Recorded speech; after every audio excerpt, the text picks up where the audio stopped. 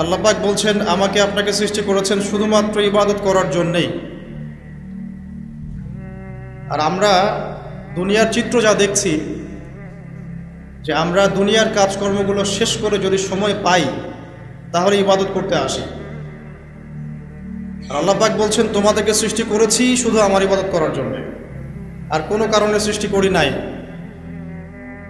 আর আমরা দেখছি যে আমরা দুনিয়ার সব কাজগুলো শেষ করার পর যদি কিছু সময় থাকে তাহলেই মসজিদে আসছি, তাহলেই কোরআন তেলাওয়াত করতে বসছি, তাহলে আল্লাহর কিছু ফিকির করি, পরকালের চিন্তা করছি যদি সময় পাই। তাহলে আল্লাহর কথা আর বাস্তবতার মধ্যে আকাশ পাতাল পার্থক্য দেখা যাচ্ছে। তো যদি আমাদের পুরো জীবনটাকে আল্লাহর ইবাদতে কাটাতে হয় তাহলে বাস্তবিকভাবে কি করণীয়, প্র্যাকটিক্যালি আমরা কি করব, এই বিষয়টা নিয়ে আজকে ইনশাআল্লাহ কথা বলবো। মা তৌফিকি ইল্লা বিল্লাহ, আলাইহি তাওয়াক্কালতু ওয়া ইলাইহি উনীব। সবার আগে যে বিষয়টা জানা দরকার সেটা হলো ইবাদত কি জিনিস। ইবাদত মানে হচ্ছে আনুগত্য এবং দাসত্ব। কার আনুগত্য, কার দাসত্ব? একমাত্র আল্লাহ রাব্বুল আলামিনের আনুগত্য এবং তার দাসত্ব। এই আনুগত্য এবং দাসত্ব কার পদ্ধতিতে হবে? উত্তর, মহান আল্লাহ প্রেরিত সর্বশেষ নবী মুহাম্মদুর রাসূলুল্লাহ সাল্লাল্লাহু আলাইহি ওয়াসাল্লামের দেখানো তরিকা এবং পদ্ধতিতে হতে হবে। তাহলে সারা জীবন ইবাদতে কাটানোর কি পদ্ধতি?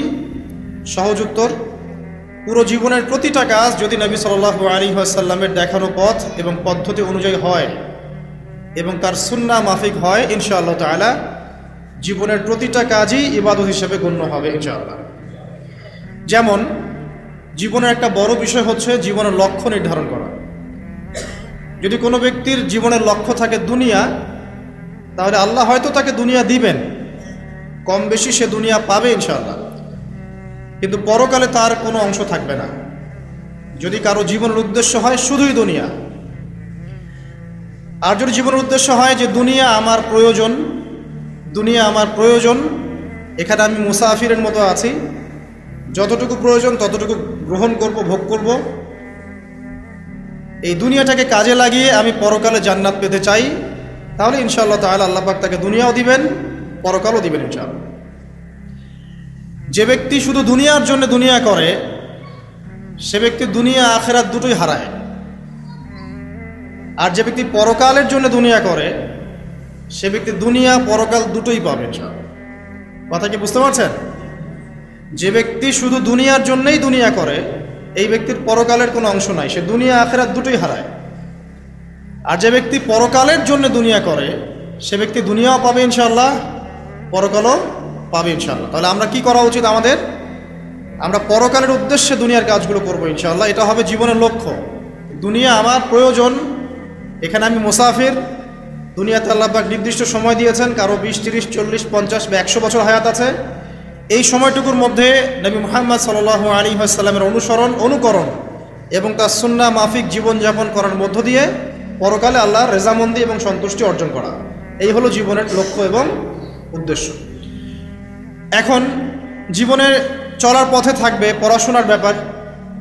তাহলে কেউ যদি জীবনে, এই দুনিয়ার জীবনে পড়াশোনা করে, লেখাপড়া করে এই উদ্দেশ্যে যে সে জ্ঞান অর্জন করে আল্লাহকে চিনবে, রাসূলকে চিনবে, আল্লাহর দ্বীনকে চিনবে, এই দ্বীনের জ্ঞান অর্জন করবে, আমল করবে, প্রচার ঘটাবে, দ্বীন প্রতিষ্ঠায় কাজ করবে, ইনশাআল্লাহ তার ওই দ্বীনের জ্ঞান অর্জন করা বা দুনিয়ার ইলম অর্জন করাটাও কি হবে? ইবাদত। ওয়া মা খালাকতুল জিন্না ওয়াল ইনসা ইল্লা লিয়াবুদুন।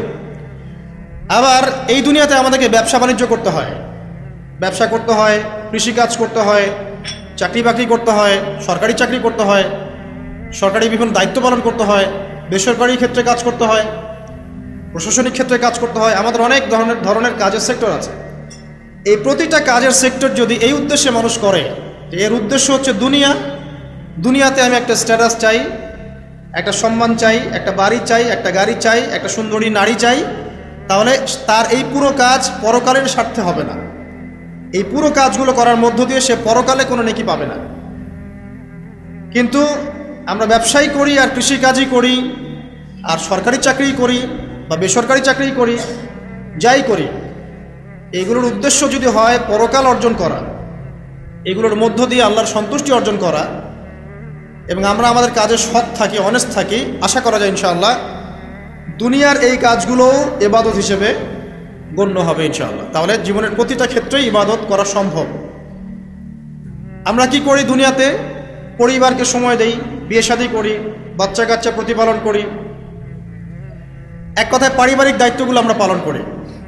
যদি পৃথিবীতে আমরা শুধু দুনিয়ার ভোগবিলাসের কারণে বিয়ে শাদী করি, বাচ্চা কাচ্চা নেই, জাস্ট দুনিয়ার জিনাত, অনলি দুনিয়ার জিনাত, এইসব কারণে যদি আমরা করি, তাহলে আপনার দুনিয়ার কাজগুলো দুনিয়া হিসেবেই গণ্য হবে, এটা পরকালের স্বার্থে গণ্য হবে না। আর পক্ষান্তরে যদি আপনি দুনিয়ার এই পারিবারিক জীবনটাও, আপনার পরিবার, আপনার ভরণ পোষণ, আপনার রিজিক, সন্তান সন্ততি প্রতিপালন করা, এই প্রত্যেকটা কাজের উদ্দেশ্য এমন করে ফিক্স করেন যে এগুলোর মধ্য দিয়ে আমি আল্লাহর সন্তুষ্টি চাচ্ছি, ইনশাআল্লাহ আপনার এই প্রত্যেকটা কাজই পরকালের নেকির মাধ্যম হিসেবে গণ্য হবে ইনশাআল্লাহ আযজা ওয়া জাল। তো অল্প কথা আমরা বুঝতে পারলাম যে আল্লাহ পাক এই পৃথিবীতে আমাদেরকে পাঠিয়েছেন শুধুমাত্র তার ইবাদত করার জন্য। আর দুনিয়ার প্রত্যেকটা কাজ তখনই ইবাদত হিসেবে গণ্য হবে যখন কাজগুলো নবী সাল্লাল্লাহু আলাইহি ওয়াসাল্লামের সুন্নাহ মাফিক হবে এবং আমাদের নিয়াত ঠিক থাকবে। নিয়াতটা হবে দুনিয়ার উদ্দেশ্যে নয়, আল্লাহর সন্তুষ্টি আর পরকালের স্বার্থে আমি দুনিয়ার কাজগুলো করছি। আমার কথা কি বুঝতে পারছেন? এই উদ্দেশ্যে যদি আমরা দুনিয়ার কাজগুলো করি, ইনশাআল্লাহ প্রতিটা কাজই কি হবে? ইবাদত হিসেবে গণ্য হবে। এগুলো হচ্ছে তাত্ত্বিক কথা। এখন প্র্যাকটিক্যাল কথায় আসেন যে কিভাবে আমরা আমাদের জীবনটাকে আল্লাহ পাকের রেজামন্দিতে সন্তুষ্টির অর্জনের মাধ্যম হিসেবে ব্যয় করব, কিভাবে সম্ভব? আমরা তো তাত্ত্বিক অনেক কথাই বলছি যে করতে হবে করতে হবে, কিভাবে করব, প্র্যাকটিক্যালি কিভাবে করব, এই বিষয়টাই সবচেয়ে বেশি গুরুত্বপূর্ণ। আজকের খুতবা এর মূল আলোচ্য বিষয় এটাই। খুতবা চলাকালীন এদিক ওদিকে দেখার দরকার নাই, রেকর্ডিং হচ্ছে। আর আপনারা তো অজপাড়াগার মানুষ না যে কখনো ক্যামেরা দেখেন নাই, তাই না? আর বাচ্চা কাচ্চারা ওদের মতো থাকবে, ওদেরকে থাকতে দেন। যারা আমরা প্রাপ্তবয়স্ক আছি তারা আমরা খুতবায় মনোযোগ দেই এবং খুতবার মাঝখানে কোনো কথাবার্তা না বলি, মোবাইল ফোনে ব্যস্ত না থাকি। আর একটা বিষয় আমাদের জানা উচিত যে জুমার দিনে এই যে খুতবা চলছে, এই খুতবা চলাকালীন সময়ে আল্লাহ পাক দোয়া কবুল করেন। তাই মনের মধ্যে দোয়া করতে থাকবেন, মনে মনে দোয়া করতে থাকবেন। ইনশাআল্লাহ যদি আপনার রিজিক হালাল হয়, আকীদায় শিরক না থাকে, আমলে বেদাত না থাকে, ইনশাআল্লাহ আপনার দোয়া এখন কবুল হয়ে যাবে ইনশাআল্লাহ। অতএব সময়টাকে কাজে লাগান। তো প্র্যাকটিক্যালি কিভাবে কাজগুলো করবো, এটা হচ্ছে আমার খুতবার মূল জায়গা আজকের। এখনকার তরুণ প্রজন্ম হোক সে যুবক বা যুবতী, আমাদের পরবর্তী জেনারেশন এবং আমরা যারা এখন পরিবার গঠন করেছি, তাদের প্রত্যেকের জন্যই এই অংশটুকু খুব গুরুত্বপূর্ণ, বিশেষ করে তরুণ প্রজন্মের জন্য। কারণ এই বিষয়গুলো বলা যতটা সহজ, করা এতটা সহজ নয়। তবে তরুণরা চাইলে সম্ভব ইনশাআল্লাহ তাআলা। আল্লাহ পাক তৌফিক দান করুন, আমিন। আসুন আয়াতটাকে মাথায় নেই। আল্লাহ পাক কি বলেছেন সূরা জারিয়াত 56 নম্বর আয়াতে, ওয়ামা খালাকতুল জিন্না ওয়াল ইনসা ইল্লা লিয়াবুদুন, আমি জিন এবং মানব জাতিকে শুধুমাত্র এবং শুধুমাত্র আমার ইবাদত করার জন্যই সৃষ্টি করেছি, ব্যাস। আর আপনাকে আমাকে কেন পাঠিয়েছেন আল্লাহ পাক দুনিয়ায়? শুধুমাত্র তার ইবাদত করার জন্য। আর দুনিয়ার প্রতিটা কাজই ইবাদত হিসেবে গণ্য হবে যদি আমি কাজগুলোকে কার পদ্ধতিতে করি? নবী মুহাম্মদ সাল্লাল্লাহু আলাইহি ওয়াসাল্লামের দেখানো সুন্নাত এবং পদ্ধতিতে করি। কিন্তু করব কিভাবে, এটা হচ্ছে প্র্যাকটিক্যাল কথা। কিভাবে একজন প্রোডাক্টিভ মুসলিম হবে, এটা হচ্ছে কথা। শুরুটা করতে হবে এখান থেকে, যে আজকে থেকে নিয়াত করতে হবে যে আগামী যতদিন আল্লাহ পাক বা যত বছর যত যুগ আমাকে পৃথিবীতে বাঁচিয়ে রাখবেন, তার প্রত্যেকটা দিন আমি এই সুন্নাহর উপর আমল করার চেষ্টা করবো ইনশাআল্লাহ। যদি পারি না পারি সেটা পরের ব্যাপার, আগে নিয়াত থাকবে আমি আমার জীবনের শেষ দিন পর্যন্ত এভাবেই এই পদ্ধতিতে আমল করে যাওয়ার চেষ্টা করব ইনশাআল্লাহ তাআলা। শুরুটা করতে হবে এখান থেকে যে আজকে এশার নামাজ যখন হয়ে যাবে, এশার নামাজ এখানে হয় হয়তোবা 9টায় বা 9:15, প্রত্যেকটা মসজিদে এভাবেই হচ্ছে। 9টায় হোক আর 9:15তেই হোক, আমরা এশার নামাজ জামাতে পড়ার চেষ্টা করবো ইনশাআল্লাহ তাআলা। জামাতে নামাজ পড়ার পরে বাসায় গিয়ে খাওয়া দাওয়া করেই ঘুমিয়ে পড়তে হবে। আজকে থেকে আমাদের ট্রেনিং শুরু, কিভাবে আমি আমার জীবনের পুরো বিষয়টাকে ইবাদত হিসেবে কাটাবো, এটা ট্রেনিং শুরু হবে এখান থেকে, এশার নামাজের পর থেকে। এই জায়গায় যদি আমরা ভুল করি, বা এই বিষয়টা শক্ত করে আঁকড়ে ধরতে ব্যর্থ হই, তাহলে বাকি সব কাজগুলো ভেস্তে যাবে। এটা ভালো করে মাথায় নেন। প্রথম কাজ কি? এশার নামাজের পরে কি করবেন? ঘুমিয়ে যাবেন। এখন এশার নামাজের পরে যদি খাবার খান, তারপরে কিছুক্ষণ পড়াশোনা করে হাঁটাহাঁটি করে ঘুমাবেন, কারণ খাবার খাওয়ার সাথে সাথেই বিছানায় যাওয়া উচিত নয়। আর যদি এশার নামাজের আগেই রাতের খাবার খেতে পারে, তাহলে সবচেয়ে বেশি ভালো। এইটাই সুন্নাহসম্মত, এশার নামাজের আগেই রাতের খাবার খেয়ে ফেলা, মাগরিব থেকে এশার মধ্যেই রাতের খাবার খেয়ে ফেলা, তারপরে মসজিদে এসে নামাজ পড়ে বাসায় গিয়ে ঘুমানো, এটা সবচেয়ে বেস্ট। এখন ঘুমানোর আগে কি করবেন? ঘুমানোর আগে আপনি প্রথমত পড়বেন আয়াতুল কুরসি। আয়াতুল কুরসি কোনটা?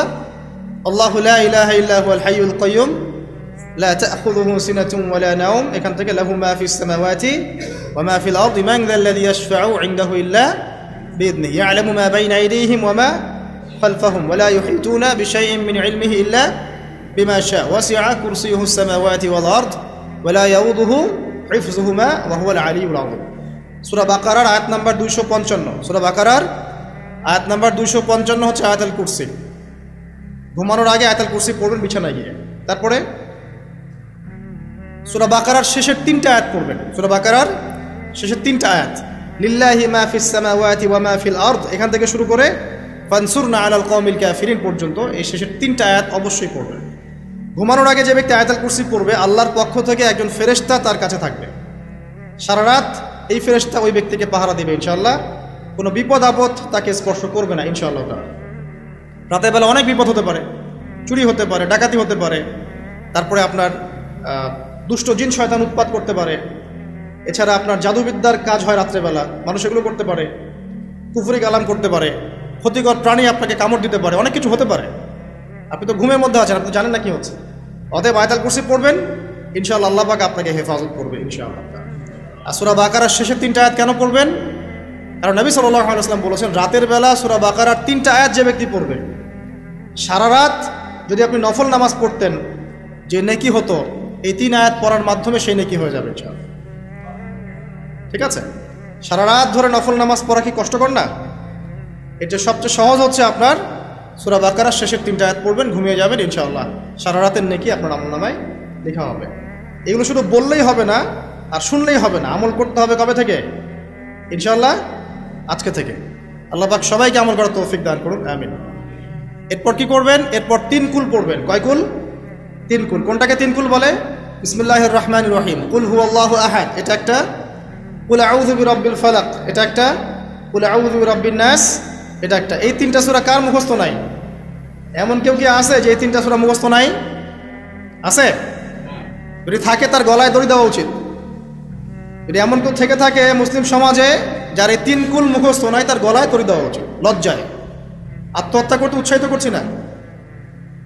ওই যে পরীক্ষার রেজাল্ট খারাপ হলে আত্মহত্যা করে না, দেখেন না? তারও আগে তো তোমার লটকানো উচিত ছিল এই জন্য যে তুমি 3 কুলই পড়তে পারো না। মুসলিম সমাজে বড় হয়ে মুসলিম পরিবারে জন্মগ্রহণ করে 3 কুল যে পড়তে পারে না, তার কি দরকার আছে বেঁচে থাকার? কি কোন মুখ নিয়ে আল্লাহর সামনে দাঁড়াবেন? কোন মুখ নিয়ে নবী সাল্লাল্লাহু আলাইহি ওয়াসাল্লামের সামনে যাবে? ইয়া রাসূলুল্লাহ, আপনার উপরে পুরো 30 পারা কোরআন নাযিল হয়েছিল, আমি 3 কুলি মুখস্থ করতে পারি নাই, আমার জন্য সুপারিশ করেন। এই কথা কোন মুখ নিয়ে বলতে যাবে? তবে কোরআন একটা কিতাব, আলহামদুলিল্লাহ। একজন হিরোইন খোরও দেখবেন সূরা ফাতিহা পড়তে পারে, তাই না? একজন হিরোইন খোরকেও দেখবেন সূরা ফাতিহা বলতে পারে। কোরআনের মুজিজা, সবার মনের মধ্যে আল্লাহ পাক কোরআন ঢুকিয়ে দিবেন। তবে চেষ্টা থাকতে হবে না? চেষ্টা করতে হবে। বাচ্চাদেরকে শেখান, বাচ্চাদেরকে লাড়া লাপ্পানা শিখিয়ে বাচ্চাদেরকে ভালো কিছু শেখান। নাহলে এইসব সন্তানরা, এইসব যুবক যুবতীরা বড় হয়ে যে ফিল্ম স্টারদের পিছনে দৌড়াবে, পর্ন স্টারদের পিছনে দৌড়াবে। বিদেশ থেকে কোনো মেয়ে যদি বাংলাদেশে আসে নাচতে, এদেরকে দেখতে টিকিট কাটতে যাবে 12,000 15,000 টাকা দিয়ে। সুসন্তান মানুষ করে যান। কুলাঙ্গার প্রজন্ম জন্ম দিয়ে কি দরকার? এর চেয়ে বাচ্চা নেওয়ারই দরকার নাই। যদি বাচ্চা কাচ্চা এভাবেই মানুষ করবেন তাহলে নেওয়ারই দরকার নাই ভাই। বন্ধা থাকেন, বিয়েই করার দরকার নাই আপনার। বাচ্চা তো মানুষ করতে পারছেন না। আল্লাহ পাক আমাদেরকে বোঝার তৌফিক দেন।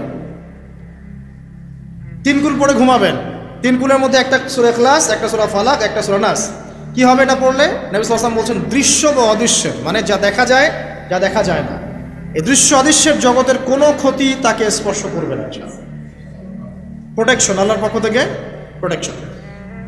আর এটা যখন রাতে পড়বেন তখন এভাবে পড়বেন, একবার সূরা ইখলাস কুল হুয়াল্লাহু আহাদ, তারপর সূরা ফালাক কুল আউযু বিরাব্বিল ফালাক, তারপর সূরা নাস কুল আউযু বিরাব্বিন নাস পড়ে দু হাত একত্রিত করে ফু দিবেন, দিয়ে মাথা থেকে নিয়ে এভাবে পুরো মাথা থেকে নিয়ে পুরো বডি এভাবে মাসাজ করবেন এভাবে, ঠিক আছে?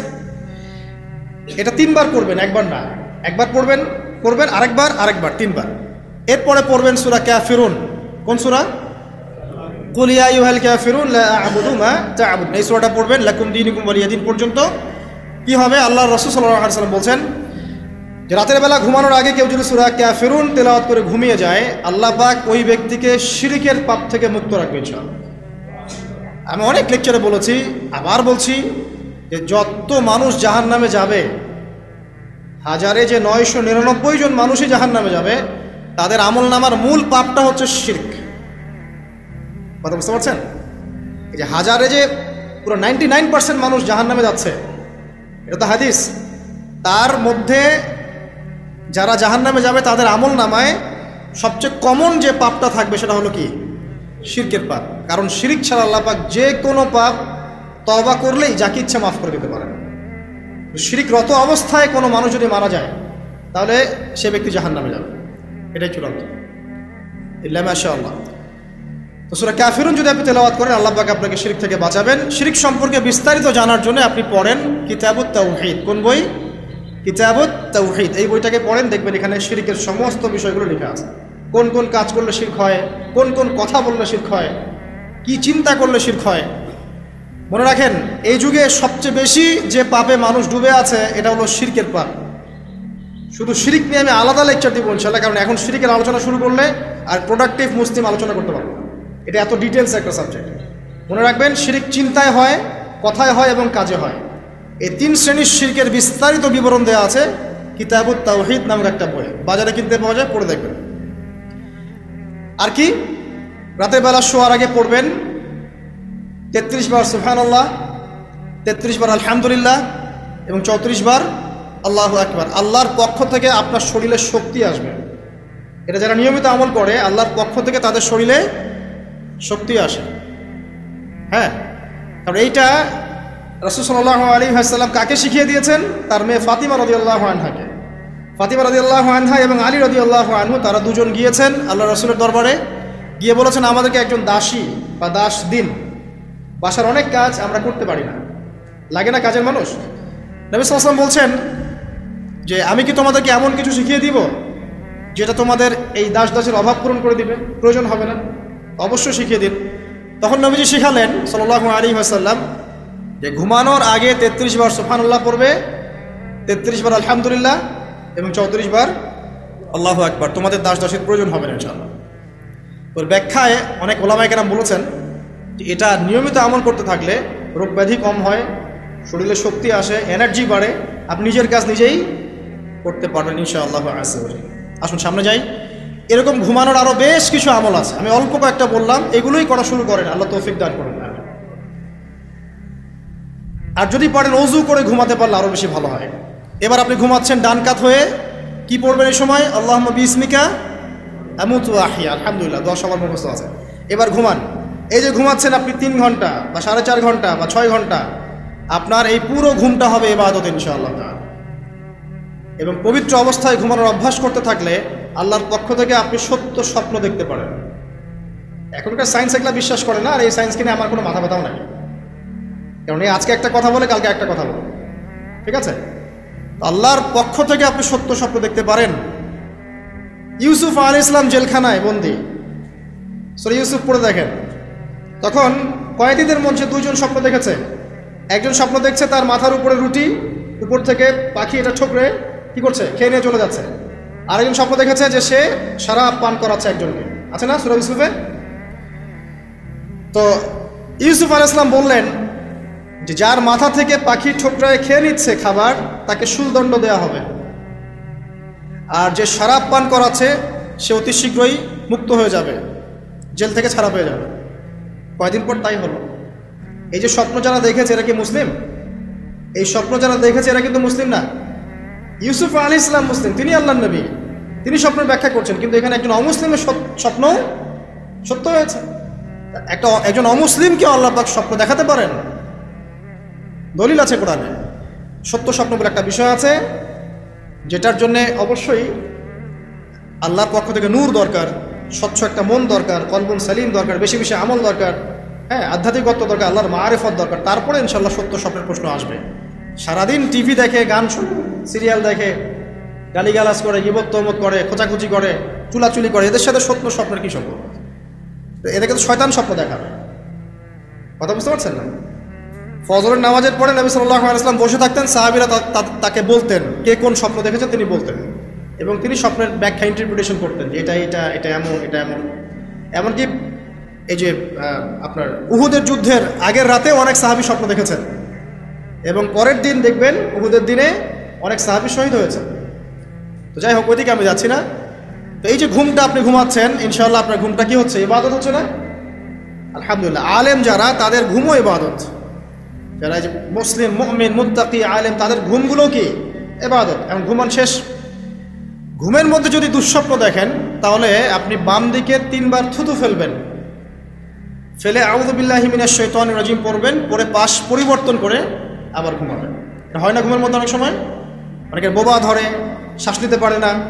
এগুলো এই জন্যই হয় কারণ তারা ঘুমানোর আগের জিকির আজগারগুলো করে না। নিয়মিত করলে এগুলো সমস্যা ইনশাআল্লাহ হবে না। আপনি নিজের ভালো নিজেই বোঝেন, হুজুরের কাছে দৌড়ানোর দরকার নাই এত বেশি। নিজের বাচ্চাকে নিয়ে এত দৌড়ানো, এই কবিরাজ, ওই কবিরাজ, ওইখানে তাবিজ, এত তো দরকার নাই তো। নিজের আমল নিজে করেন, দেখবেন আপনি আল্লাহ পাকের পক্ষ থেকে নিরাপত্তার মধ্যে আছেন ইনশাআল্লাহ। আল্লাহ তৌফিক দান করুন। এরপরে ঘুম থেকে উঠলেন, চেষ্টা করব আমরা ঘুম থেকে ওঠার কয়টার সময়? 5টায় যদি ফজরের নামাজ হয় বা 4:30 যদি ফজরের নামাজ হয়, মিনিমাম 4টায় উঠতে হবে। কয়টায়? 4টায়। এই জন্য যদি অ্যালার্ম দেন ঘড়িতে, অ্যালার্ম দিবেন প্রত্যেক 1.5 ঘন্টা পর পর। মনে করেন যে আপনি 1.5 ঘন্টা ঘুমাতে যাচ্ছেন, তাহলে 1.5 ঘন্টা পরে অ্যালার্ম সেট করবেন, অথবা 3 ঘন্টা পর, অথবা 4.5 ঘন্টা, অথবা 6 ঘন্টা, মানে 1.5 ঘন্টার গুণিতক দিয়ে আপনি অ্যালার্ম সেট করবেন, দেখবেন উঠতে পারবেন খুবই ইজিলি। এতে 1.5 ঘন্টায় আপনার ঘুমের সার্কেলটা পূর্ণ হয়। একটা ঘুমের সার্কেল পূর্ণ হতে আমাদের মাথায় তো রেস্টের দরকার আছে, এটা পূর্ণ হতে 1.5 ঘন্টার মতো সময় লেগে যায়। তো এটা একটা ট্রিক বললাম আপনাদেরকে, আপনি করতে পারেন, উপকৃত হবেন ইনশাআল্লাহ। তো ফজরের নামাজের মিনিমাম আধা ঘন্টা আগে আমাদেরকে ওঠার অভ্যাস করতে হবে। এই যে ঘুমটা ভাঙলো, ভাঙার সাথে সাথে কি করব? ভাঙার সাথে সাথে আল্লাহ শুকরিয়া, আলহামদুলিল্লাহিল্লাযী আহইয়ানা বা'দা মা আমাতানা ওয়া ইলাইহিন নুশুর। বাস, এই যে ইবাদত হয়ে গেল। এবার আপনি আরেকটা দোয়া পড়বেন, শিখে নেন। আপনি পড়বেন লা ইলাহা ইল্লাল্লাহ ওয়াহদাহু লা শারীকা লাহু লাহুল মুলকু ওয়া লাহুল হামদ ওয়া হুয়া আলা কুল্লি শাইইন কাদির সুবহানাল্লাহ আলহামদুলিল্লাহ ওয়া লা ইলাহা ইল্লাল্লাহ ওয়াল্লাহু আকবার লা হাওলা ওয়া লা কুওয়াতা ইল্লা বিল্লাহ আল্লাহুম্মা ইগফিরলি। এটা পড়ার পরে হাত তুলে দোয়া করেন, যা দোয়া করবেন তাই পাবেন ইনশাআল্লাহ। জানতেন? জানতেন না? তো এই দোয়াটা হচ্ছে দোয়া কবুলের অস্ত্র। ঘুম থেকে ওঠার পর যদি এই দোয়াটা করে দোয়া করেন, ইনশাআল্লাহ দোয়া কবুল হয়ে যাবে ইনশাআল্লাহ। আমাদের জীবনে চাওয়া পাওয়ার কি অভাব আছে? প্রচুর চাওয়া পাওয়া। বৈধ চাওয়া পাওয়াগুলোকে পাওয়ার জন্য আল্লাহর সাথে সম্পর্ক করতে হয়, আর আল্লাহ পাকের সাথে সম্পর্কে কিছু ওসিলা, মাধ্যম লাগে। এই দোয়াগুলো হলো মাধ্যম, আমলগুলো হচ্ছে মাধ্যম। তো আল্লাহ পাক যেমনটা বলেছেন, ফাযকুরুনি আযকুরকুম ওয়াশকুরুলি ওয়া লা তাকফুরুন, তোমরা আমাকে স্মরণ করো, আমিও তোমাদেরকে স্মরণ করব। আল্লাহ পাক তো এভাবে বলেছেন, যখন একজন মানুষ মনে মনে আমাকে ডাকে, আমিও মনে মনে ওকে স্মরণ করি। মনে করেন আপনি মনে মনে আল্লাহকে বলছেন, আল্লাহ আমি অসুস্থ, আমাকে শেফা দাও, বা আমার রিজিকের টেনশন আছে, আমার রিজিকের টেনশন দূর করে দাও, আল্লাহ আমাকে হেফাজত করো, আল্লাহ আমাকে দিনের জ্ঞান দাও, তোমার আনুগত্য করার তৌফিক দাও। যে মনে মনে আপনি আল্লাহকে ডাকছেন, নিঃসন্দেহে ওই মুহূর্তে আল্লাহ পাক আপনাকে স্মরণ করছে। 7 আসমান ভেদ করে আরশের উপর থেকে আল্লাহ পাক আপনাকে স্মরণ করছেন। আল্লাহ পাক বলছেন, যখন একজন মানুষ জনসমুখে আল্লাহকে স্মরণ করে, যেমন আমরা এখন করছি, জনসমুখে সবার সামনে আল্লাহর কথা আলোচনা করছি, আল্লাহ পাক বলছেন আমিও তখন এর চেয়ে অনেক উত্তম জনসমাবেশে ওই বান্দাদের কথা স্মরণ করি। আল্লাহ পাক আমাদের কথা স্মরণ করছেন, আমাদের কোনো ফিলিংস আছে? আল্লাহ আমাদের কথা স্মরণ করছেন, ওই যে যুবক ছেলে বসে বসে ফোন টিপছে। কোনো ফিলিংস আছে? মানে মনস্তাত্ত্বিকভাবে অন্তরে যখন নূর থাকে না, পাপ করতে করতে যখন অন্তরটা কলুষিত হয়ে যায়, কোনো ফিলিংস কাজ করে না। এক খুন করবে, কোনো ফিলিংস নাই। সুদ খাচ্ছে, কোনো ফিলিংস নাই। জেনা করছে ডেইলি, কোনো ফিলিংস নাই। দেখবেন ঘুষ নিচ্ছে, দুর্নীতি করছে, মানুষের সম্পদ আত্মসাৎ করছে, যারা পরিমাণ ফিলিংসও নাই যে আমি একটা পাপ করছি। কখন এরকম হয় জানেন? যখন এক কথায় যখন মানুষ পাপ করতে করতে করতে করতে, এই যে কলব বলে একটা কথা আছে, এই কলবের উপরে কালো কুৎসিত একটা মরিচা পড়ে যায়, তখন আর ফিলিংস কাজ করে না। তো ফিলিংস কাজ করানোর বুদ্ধি কি? দুইটা বুদ্ধি আছে। এক, বেশি বেশি কোরআন তেলাওয়াত করা, তাহলে অন্তরের মরিচা দূর হয়ে যাবে ইনশাল্লাহ। আর দুই হচ্ছে বেশি বেশি মৃত্যুর কথা স্মরণ করা, তাহলে মনের মধ্যে যে কালিমাগুলো আছে আস্তে আস্তে দূর হবে ইনশাল্লাহ। মৃত্যুর কথা কে স্মরণ করে এখন? মানুষ তো চলাফেরা করে এমনভাবে যে কোনোদিন মরবেই না। কে স্মরণ করে?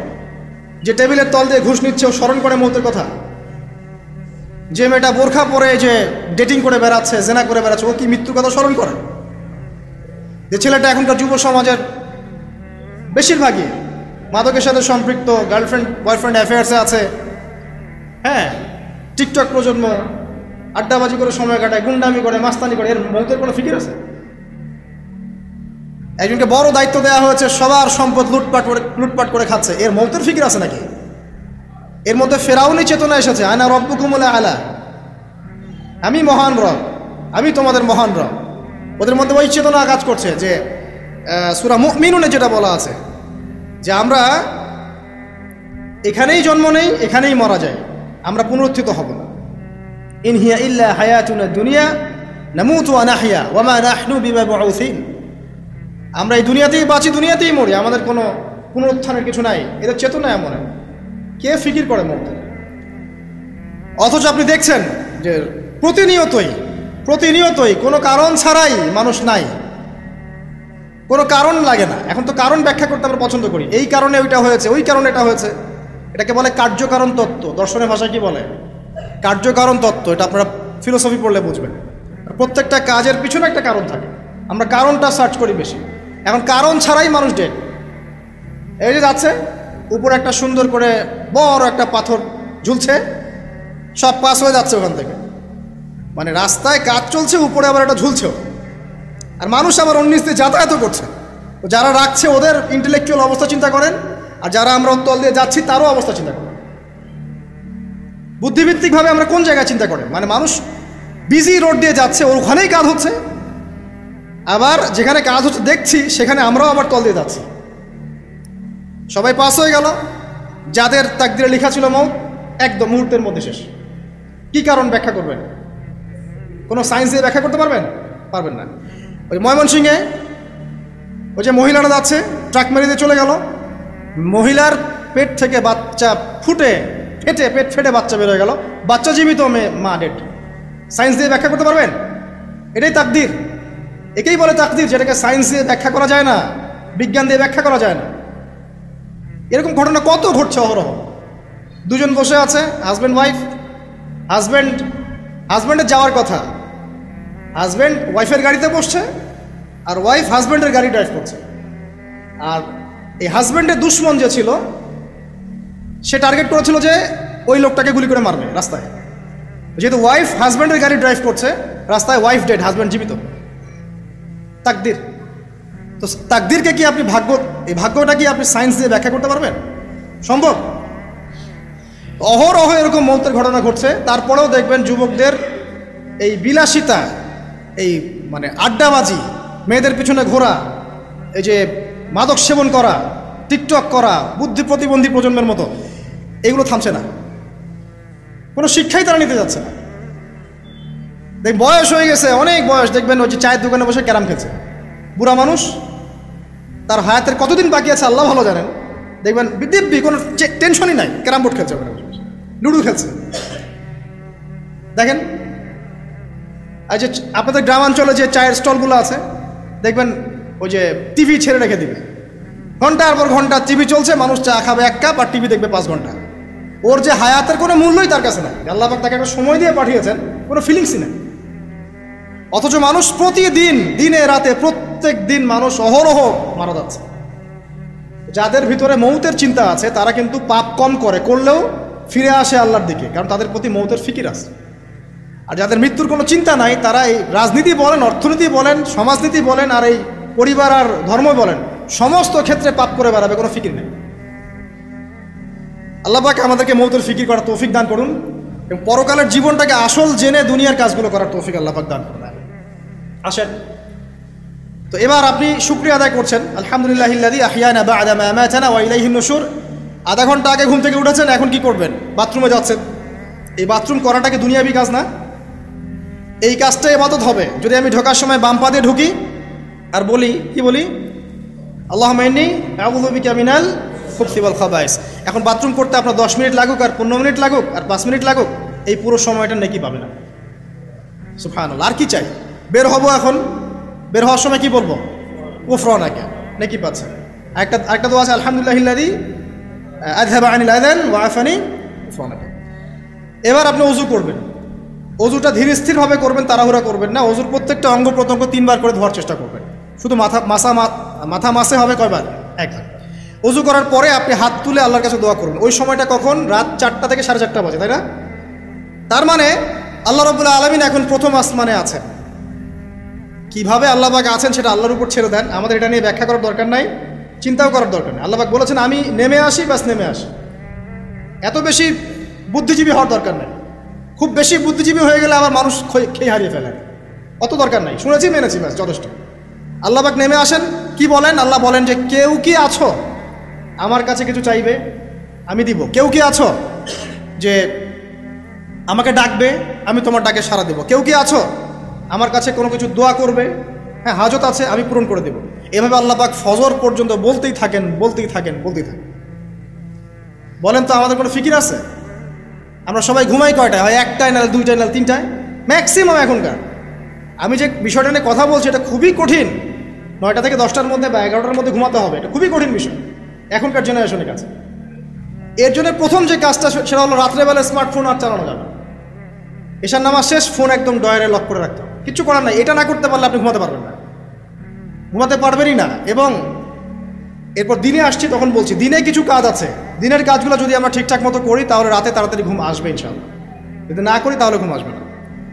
তো শেষ রাতে আল্লাহ পাক আসমানে নেমে আসেন, প্রথম আসমানে, এবং এই আহ্বান করতে থাকেন। তাই ওই সময় ওযু করার পরেই আপনি হাত তুলে আল্লাহর কাছে দোয়া করা শুরু করেন। আপনার যত চাওয়া পাওয়া আছে আল্লাহর কাছে ঢেলে দেন, ইনশাআল্লাহ আল্লাহ রাব্বুল আলামিন আপনাকে খালি হাতে ফেরাবেন না ইনশাআল্লাহ।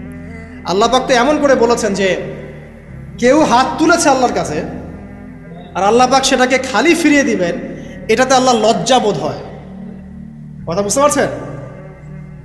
আমাদের যাদের অনেক সম্পদ আছে বা সামর্থ্য আছে এবং মন আছে বড়, তাদের কাছে যখন কেউ সাহায্য চায় আপনার খালি ফিরাতে লজ্জা লাগে না? আপনার মনে হয় না যে চাইলো এত করে কিভাবে না করে ফিরাই? আছে না এমন মানুষ? আছে না?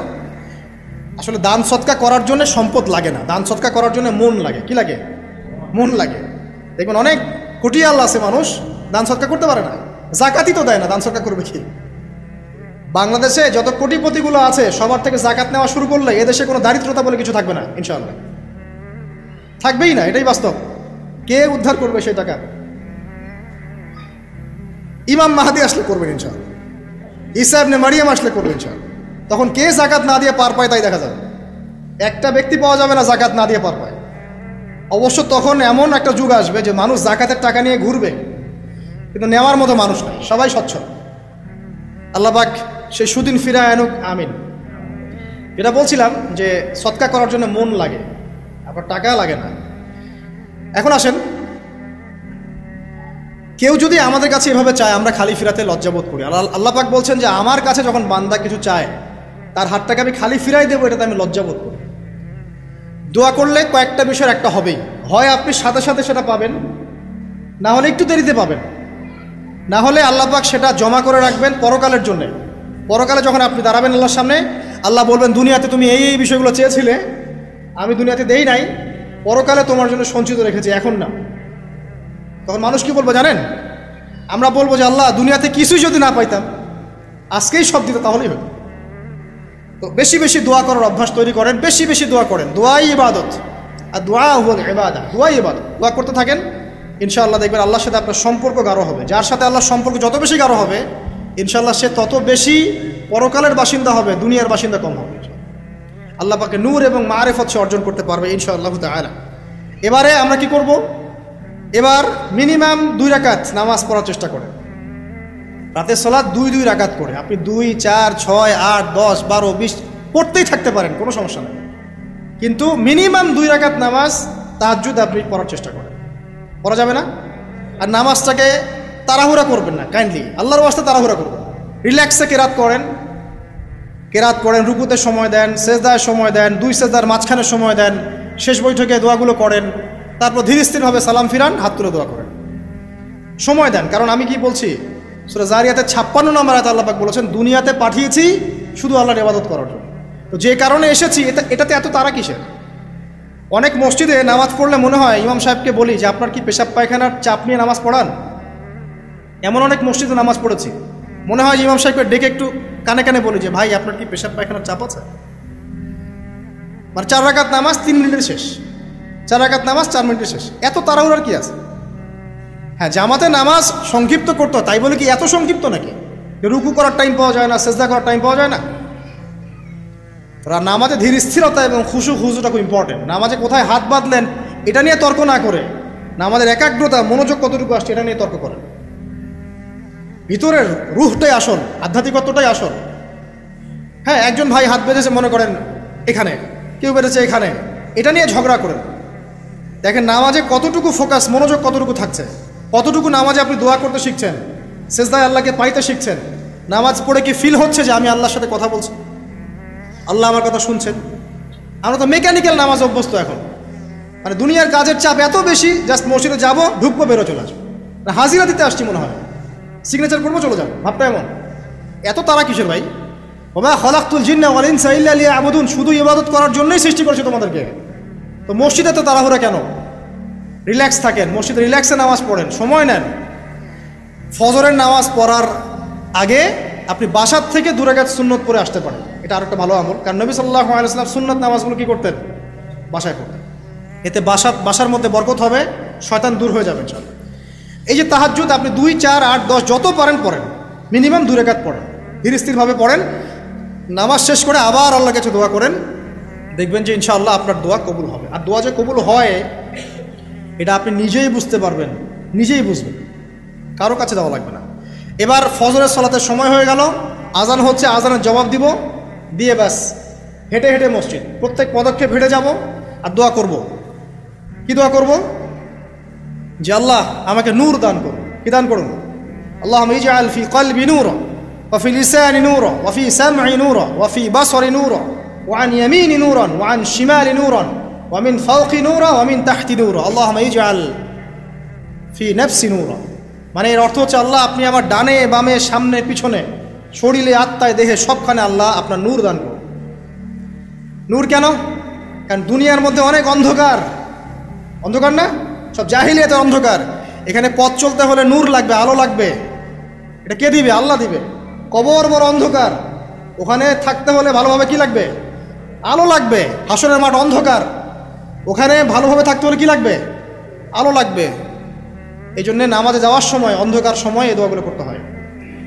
আর তার আগে একটা কথা বলতে ভুলে গেছি, বাসা থেকে যে বের হচ্ছেন তখন কি পড়বেন? কি পড়বেন? বিসমিল্লাহি তাওয়াক্কালতু আলাল্লাহ ওয়ালা হাওলা ওয়ালা কুওয়াতা ইল্লা বিল্লাহ। এটা পড়ে বের হলে শয়তান দূরে চলে যাবে, ফেরেশতা আপনার কাছে চলে আসবে। এবার নামাজে আসলাম, জামাতের সাথে নামাজ পড়বেন, ফজরের নামাজ, এবং ফজরের সালাতের কেরাতটা লম্বা করার চেষ্টা করবেন।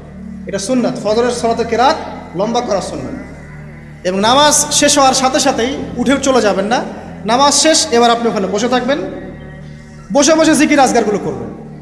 কি কি জিকির করবেন আমি কয়েকটা আপনাদেরকে শিখিয়ে দিয়েছি, বাকিগুলো আপনারা কিতাব থেকে শিখে নেবেন। সালাম ফিরানো শেষ, প্রথমে একবার আল্লাহু আকবার, তারপর 3 বার আস্তাগফিরুল্লাহ আস্তাগফিরুল্লাহ আস্তাগফিরুল্লাহ। এরপরে পড়বেন আল্লাহুম্মা আনতাস সালাম ওয়া মিনকাস সালাম তাবারাকতা ইয়া যাল জালালি ওয়াল ইকরাম পড়বেন। তারপরে আল্লাহুম্মা আইন্নি আলা যিকরিক ওয়া শুকরিকা ওয়া হুসনি ইবাদাতিক। এরপরে পড়তে পারেন আয়াতুল কুরসি, যেটা একটু আগে বলেছি, তাসবিহাত সুবহানাল্লাহ আলহামদুলিল্লাহ আল্লাহু আকবার 33 33 33, পরে কালিমা শাহাদা, অথবা 10 10 10ও পড়ার দলিল আচ্ছা, এরপরে পড়বেন সুবহানাল্লাহি ওয়া বিহামদিহি আদাদা খালকিহি ওয়া রিদা নাফসিহি ওয়া জিনাতা আরশিহি ওয়া মিদাদা কালিমাতি, 3 বার, এটা 3 বার। তারপর 3 কুল 3 বার করে, সূরা ইখলাস 3 বার, ফালাক 3 বার, নাস 3 বার, সূরা হাশরের শেষ 3 আয়াত একবার। এরপরে পড়বেন সাইয়্যিদুল ইস্তিগফার, মানে সমস্ত ইস্তিগফারের শ্রেষ্ঠ ইস্তিগফার। এটা কোনটা? কোনটা? আল্লাহুম্মা আনতা রাব্বি লা ইলাহা ইল্লা আনতা খালাকতানি আনা আবদুক ওয়া আনা আলা আহদিক ওয়া ওয়া'দিক মাস্তাতা'তু আউযু বিকা মিন শাররি মা সানা'তু আবু'ু লাকা বিনি'মাতিকা আলাইয়া ওয়া আবু'ু বিযানবি ফাগফিরলি ফাইন্নাহু লা ইয়াগফিরু যুনুবা ইল্লা আনতা। এটা যে পড়বে সকালে পড়ে যদি রাতের মধ্যে মারা যায় জান্নাত ইনশাআল্লাহ, আবার সন্ধ্যায় পড়ে যদি সকালের আগে মারা যায় জান্নাত ইনশাআল্লাহ। এত বড় অস্ত্র, এত বড় একটা সুযোগ। এরপরে পড়বেন আমার পছন্দের কয়েকটা, আউযু বিকালিমাতিল্লাহি তাম্মাতি মিন শাররি মা খালাক 3 বার। এটা যদি আপনি পড়েন আপনি দৃশ্য অদৃশ্যের ক্ষতি থেকে বেঁচে থাকবেন ইনশাআল্লাহ। দুষ্ট জিন শয়তান আপনার কোনো ক্ষতি করতে পারবে না ইনশাআল্লাহ। আরেকটা খুবই শক্তিশালী দোয়া আছে, সেটা হলো বিসমিল্লাহিল্লাযী লা ইয়াদুররু মা ইসমিহি শাইউন ফিল আরদ ওয়ালা ফিস সামা ওয়া হুয়াস সামিউল আলিম, 3 বার করে। এইটা যে পড়বে, এই যে জিন বলেন, ভূত বলেন, এই যে পেতনি বলেন, যেগুলো আমরা ভয় পাই, ঠিক আছে, চোখ লাগা বলেন, বদনজর বলেন, যা যা আছে, হিংসুকের হিংসা, কোনো কিছুই আপনার কোনো ক্ষতি করবে না ইনশাআল্লাহ। এবং ইনশাআল্লাহ আপনি হঠাৎ মৃত্যুবরণ থেকে বেঁচে থাকবেন ইনশাআল্লাহ, হঠাৎ মৃত্যুবরণ। এটা কিন্তু সবার জন্য নিয়ামত না, এটা সবার জন্য নিয়ামত না। তারপরে আসেন, এরপর পড়বেন 10 বার লা ইলাহা ইল্লাল্লাহু ওয়াহদাহু লা শারীকা লাহু লাহুল মুলক ওয়া লাহুল হামদ ওয়া হুয়া আলা কুল্লি শাইইন কাদির। এটা 10 বার পড়লেও হবে, আর যদি 100 বার পড়তে পারেন তাহলে আপনার চেয়ে বেশি নেকি কেউই অর্জন করতে পারবে না। যদি 100 বার এই দোয়াটা কেউ পড়ে সারাদিনে, লা ইলাহা ইল্লাল্লাহু ওয়াহদাহু লা শারীকা লাহু লাহুল মুলক ওয়া লাহুল হামদ ওয়া হুয়া আলা কুল্লি শাইইন কাদির, ওই দিন শয়তান তার কাছে আসবে না। 100 গুনাহ আমলনামা থেকে কেটে দেওয়া হবে, 100 নেকি লিখে দেওয়া হবে, এবং আল্লাহর কাছে দিন শেষে একটা তালিকা পেশ করা হয়, আজকের দিনে কে কি আমল করেছে, এই তালিকায় তার নাম দেখবেন সবার আগে আছে। ওই ব্যক্তির নামও থাকতে পারে যে 100 বারের চেয়ে বেশি পড়েছে, তখন তার নাম আগে চলে যাবে, এর নামটা পরে চলে আসবে। কথা বুঝতে পারছেন? মিনিমাম 100 বার পড়তে পারলে খুব ভালো হয়, যদি না পড়েন কমপক্ষে কয়বার? 10 বার। আসেন, এরপরে পড়বেন 10 বার দরুদ শরীফ, আল্লাহুম্মা সাল্লি আলা মুহাম্মদ ওয়া আলা আলি মুহাম্মদ, যেটা আছে দরুদ ইব্রাহিম, এটা পড়তে পারেন, অথবা ছোট করে পড়তে পারেন আল্লাহুম্মা সাল্লি ওয়া সাল্লিম আলা নবীনা মুহাম্মদ, এটা পড়লেও হবে, অথবা আল্লাহুম্মা সাল্লি আলা মুহাম্মদ ওয়া সাল্লিম, এতটুকু পড়লেও ইনশাআল্লাহ হক আদায় হয়ে যাবে। 10 বার যে ব্যক্তি দরুদ পড়ে সকালে সন্ধ্যায়, নবী সাল্লাল্লাহু আলাইহি ওয়াসাল্লাম তার জন্য পরকালে সুপারিশ করবেন ইনশাআল্লাহ। যদি আমরা নবীজির সুপারিশ পেতে চাই, দরুদের কোনো বিকল্প নাই, বেশি বেশি দরুদ পড়তে থাকেন, তার সুন্নাহ অনুসরণ করেন, বেশি বেশি দরুদ পড়তে থাকেন, মিনিমাম সকালে 10 বার, সন্ধ্যায় 10 বার, ইনশাআল্লাহ আল্লাহ নবী সুপারিশ করবেন ইনশাআল্লাহ তাআলা। আরেকটা আছে রাদিতু বিল্লাহি রাব্বান ওয়া বিল ইসলামি দীনান ওয়া বি মুহাম্মাদিন সাল্লাল্লাহু আলাইহি ওয়াসাল্লাম নবিয়্যা। এর একটা বড় ফজিলত আছে। কি ফজিলত? যে ব্যক্তি এই দোয়াটা সকাল সন্ধ্যায় 3 বার করে পড়ে, কিয়ামতের মাঠে আল্লাহ পাকের উপর হক হয়ে যাবে, ওয়াজিব হয়ে যাবে, আল্লাহ ওই ব্যক্তিকে সন্তুষ্ট করে দেবেন ইনশাআল্লাহ। সন্তুষ্ট করে দিবেন মানে কি? ইনশাআল্লাহ সে জান্নাতে যাবে। আরেকটা আছে, এটা বলে শেষ করি, হাসবি আল্লাহু লা ইলাহা ইল্লাহু আলাইহি তাওয়াক্কালতু ওয়া হুয়া রাব্বুল আরশিল আযীম। এটা পড়তে হবে 7 বার। কয়বার? 7 বার। তাহলে কি হবে? আপনার দুনিয়া আখিরাতের যে চাওয়া পাওয়াগুলো আছে, এর জন্য আল্লাহ পাকই আপনার জন্য যথেষ্ট হয়ে যাবে ইনশাআল্লাহ, কাউকে লাগবে না। এইগুলা ফরজ নামাজ, মানে ফজরের নামাজ জামাতে পড়ার পরে বসে বসে এইগুলো করতে থাকবেন। যদি দোয়া আগে করা হয়, নামাজে মোনাজাত যেটা হচ্ছে আমাদের সমাজে, এটা যদি আগে করে ফেলা হয়, তাহলে দোয়ার পরে বসে থাকবেন, বসে বসে এগুলো পড়তে থাকবেন। যদি পড়েন, ইশরাকের নামাজটা পড়ে মসজিদ থেকে বের হতে পারে। ইশরাকের নামাজ মানে ফজরের সূর্য উঠে যাওয়ার পরে 2 রাকাত নফল পড়ে যে ব্যক্তি যাবে বাসায়, মানে প্রথমে ফজরের নামাজ জামাতে পড়েছে, জিকির আজগার করেছে, ইশরাকের সময় হয়েছে, নামাজ পড়ে বের হলো, এই ব্যক্তির আমল নামায় একটা কবুল হজের নেকি দেওয়া হবে, একটা কবুল উমরার নেকি দেওয়া হবে ইনশাআল্লাহ। এগুলো খুবই সহজে আমল করা যায়। এরপরে আপনি বাসায় ফিরে গিয়ে বা মসজিদেই কোরআন তেলাওয়াত করবেন। আমরা কোরআন তেলাওয়াত করব। কোরআন তেলাওয়াত করবেন 1 পারা, 1 পারা পারেন না অর্ধেক পারা, অর্ধেক পারা পারেন না 5 পৃষ্ঠা, 5 পৃষ্ঠা পারেন না কমপক্ষে 1 পৃষ্ঠা পারবেন না, 1 পৃষ্ঠা করে হলেও প্রতিদিন কোরআন তেলাওয়াত করতে হবে। পারবেন না ইনশাআল্লাহ? প্রত্যেক হরফে 10 নেকি পাবেন। কোরআন আপনার পক্ষে সুপারিশ করবে ইনশাআল্লাহ, এবং এই কোরআন আপনাকে ছায়া দিবে, সূরা বাকারা আল ইমরানের মতো ছায়া দিবে কিয়ামতের মাঠে। এবং এটা নবী সাল্লাল্লাহু আলাইহি ওয়াসাল্লাম যেটা বলেছেন, আল কোরআন হুজ্জাতুল লাকা ওয়া আলাইক, এটা তোমার পক্ষে সাক্ষী দিবে অথবা বিপক্ষে সাক্ষী দিবে। তো কোরআন তেলাওয়াত করবেন। এরপরে আমরা কি করি? আমরা হয়তো যে যার মতো চলে যাই, কেউ স্কুলে চলে যান, নাস্তা করেন। আচ্ছা, নাস্তার আগে একটা কথা বলি। সকালে নাস্তা করবেন এমনভাবে যে, এখনকার ডক্টররাও বলেন এই কথাটা, সকালবেলা একটু বেশি খেতে হয়, সকালবেলা একটু বেশি হেভি ফুড নিতে হয়, দুপুরে তার চেয়ে একটু কম, রাতে আরও কম। আর আমাদেরটা উল্টা, কিন্তু সকালে অল্প একটু, দুপুরে একদম বিশাল, রাতের বেলা আরও বিশাল, নাকি? তো নিয়মটা হচ্ছে এই যে সকালে খেতে হয় বেশি, সারাদিন আপনাকে কাজ করতে হবে, সকালে আপনাকে বেশি হাইজেনিক ভালো ফুড খেতে হবে, দুপুরে তার চেয়ে একটু কম, রাতে তার চেয়ে কম। এভাবে খেতে পারলে প্রফিটিক খাওয়া হবে ইনশাল্লাহ। আর খাবার আমাদের সুন্নাহ মতো খাওয়ার দরকার নেই, নবী সাল্লাল্লাহু আলাইহি ওয়াসাল্লামের সুন্নাহ মতো খাই। আমাদের সুন্নাহটা কেমন? আমরা 7 পেট খাই। কয় পেট? 7 পেট। যদি পেটের মধ্যে কিছু জায়গা ফাঁকা থাকে, সেটাও কিছু মিষ্টি দিয়ে ঢুকায় সাবার পেটে ভর্তি করতে হবে। এটা চ্যালেঞ্জ, পেটটা ভর্তি করতে হবে। আর নবী সাল্লাল্লাহু আলাইহি ওয়াসাল্লাম খেতেন এভাবে যে পেটটাকে 3 ভাগ করতেন, 1 ভাগ খাবার খেতেন, 1 ভাগ তিনি পানীয় পান করতেন, আর 1 ভাগটা ফাঁকা রাখতেন। আপনি এভাবে খাওয়া শুরু করেন, দেখবেন আপনি ফিজিক্যালি ফিট ফিল করছেন এবং আপনি ক্লান্ত হচ্ছেন কম, অলসতা কম আসছে কাজে, আপনি এনথুজিয়াজম পাবেন ইনশাআল্লাহ। তো খাবারের ব্যাপারটা সতর্ক থাকে। আর এই যুগে খাবারের মধ্যে প্রচুর ভেজাল আছে।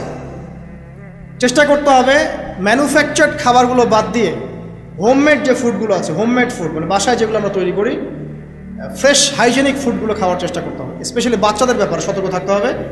বাচ্চাদেরকে, তরুণদেরকে এমন কোনো খাবার খাওয়া যাবে না যে খাবারটা খেলে আপনি অসুস্থ হয়ে যান, আপনার স্ট্যামিনা কমে যায়, আপনি ফিজিক্যালি দুর্বল হয়ে পড়েন। এটা খুব খেয়াল রাখবেন। খাবার, এই যে আপনারা যে গ্রামাঞ্চলে থাকেন, আপনারা সৌভাগ্যবান একদিক থেকে যে আপনারা ফ্রেশ খাবার উৎপন্ন করে খেতে পারেন। শেষ জামানায় খাবারের মধ্যে খুব ভেজাল আসবে, এটা বিভিন্ন হাদিস দিয়ে মেলানো যায়, আমি ওইদিকে যাচ্ছি না। কনক্লুশন বললাম, শেষ জামানায় খাবারের প্রচুর ভেজাল আসবে। তো এই ভেজালগুলো থেকে দূরে থাকতে হলে আমাদেরকে হাইজেনিক ফুডের দিকে ফোকাস করতে হবে এবং প্রোডাক্ট খাবার উৎপন্ন করে খেতে পারলে খুব বেশি ভালো হয়, না পারলে রুট লেভেল থেকে খাবার নিয়ে আসতে হবে। আর অ্যাটলিস্ট ম্যানুফ্যাকচার যে খাবারগুলো বাজারে ঘোরাফেরা করে, এগুলো অ্যাভয়েড করতে হবে। দেখতে অনেক মুখরোচক লাগতে পারে, স্বাদ অনেক মজা হতে পারে, কিন্তু এগুলো শরীরের জন্য অনেক ক্ষতিকর। এতে করে আমাদের যুব সমাজ আস্তে আস্তে কিন্তু দুর্বল হয়ে যাচ্ছে। এখনকার যুব সমাজকে তাকায় দেখেন, আমাদের বাপ-দাদাদেরকে তাকায় দেখেন, যারা এখানে বয়স্ক মুরব্বী আছে, দেখেন একজন মুরব্বীর সাথে এখনকার যুবকের কুস্তি লাগান, পাঞ্জা লাগান, বা ওই যে একটা রিংয়ের মধ্যে ঢুকায় বক্সিং ম্যাচ দেন, একটা দেখেন, দেখেন কে পারে। আমি নিশ্চিত ওই চাচাই পারবে। আমরা নিজেরাই তো এর প্রমাণ। আমাদের বাপ দাদাদের বয়সী যারা আছেন, তারা এখনো দিব্যি মাঠে কাজ করে, দেখবেন 4 ঘন্টা 5 ঘন্টা 8 ঘন্টা রিক্সা চালাচ্ছে, ভ্যান চালাচ্ছে, কৃষি কাজ করছে, কত পরিশ্রম করছে। আর আমাদের যুব সমাজে তাকায় দেখেন না, আপনি একটু চেহারাগুলো দেখেন না, চেহারাগুলো তাকায় দেখেন, চাপাগুলো বসে গেছে গাঁজা খেতে খেতে, হিরোইন খেতে খেতে দেখবেন চাপাগুলো বসে গেছে একদম, চোখগুলো ঢুকে গেছে একদম মাদক খেতে খেতে। হ্যাঁ, হস্তমৈথুন করতে করতে শরীর রোগা, চলতে পারে না। কথা শুনতে খারাপ লাগছে না? বাস্তব, এগুলোই বাস্তব এখন। হ্যাঁ, ঘুম নাই, সারা রাত জাগ না, ওই যে ফজরের পর ঘুমায়, আর রাতে ওই যে বিকাল 4টায় ওঠে, দেখবেন শরীরটার দিকে তাকায় দেখেন, চলতে পারে, এনার্জি নাই। একটা ক্রিকেট ম্যাচে লাগায় দেন, ও দেখবেন 2-4 ওভার ব্যাটিং করে শেষ। কোন কাজ করতে পারবে? ওই মাঠের বাইরে থেকে বলতে পারবে যে আর এই খেলতে পারে না, ও অমুক খেলতে পারে না, তমুক খেলতে পারে না, ওকে লাগাই দেন না, ব্যাটটা ধরে লাগাই দেন, দেখবেন ও কয়টা পিটাইতে পারবে। জিম করে না, ফিজিক্যালি এক্সারসাইজগুলো করে না, স্কিল নাই। আগেকার মানুষ অনেক স্কিল ছিল, তারা ঘরের কাজ পারতো, সাঁতার পারতো, তারা মার্শাল আর্ট পারতো, কৃষিকাজ পারতো, অন্যান্য বিভিন্ন সেক্টরে তারা কিন্তু মানে মাল্টি প্রতিভার অধিকারী ছিল। স্কিল কম, দেখবেন একদিকে ফোকাস করা। এগুলো কিভাবে হলো আসলে? এগুলো তো একদিনে হয়নি।